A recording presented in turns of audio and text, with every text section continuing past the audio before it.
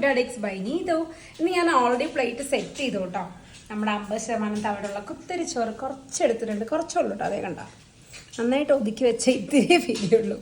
പിന്നെ ഇതെന്ന് പറഞ്ഞാൽ പാറക്കുട്ടിന് വേണ്ടി ഉണ്ടാക്കിയതാണ് കുറച്ച് പനീർ ഫ്രൈഡ് റൈസ്. അപ്പോൾ അതെടുത്ത് വെച്ചിട്ടുണ്ട്. പിന്നെ കുറച്ച് കൊഴുവ വറുത്തെന്നൊന്നും പറയാൻ പറ്റില്ല, വേവിച്ചെടുത്തെന്ന് എൻ്റെ അമ്മയുടെ ഭാഷയെ പറയുള്ളൂ.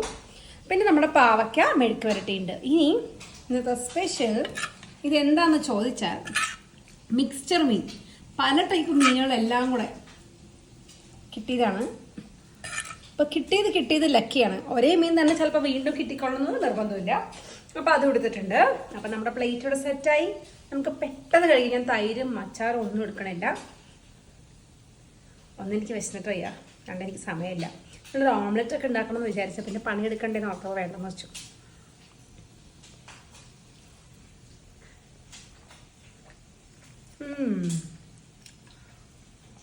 എനിക്ക് പൊതുവെ ഇങ്ങനത്തെ മീൻകറി അത്ര താല്പര്യമല്ല കേട്ടോ.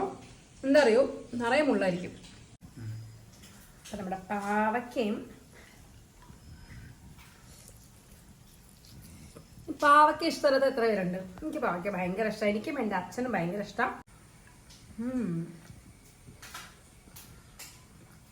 പ്രോട്ടീൻ പനീർ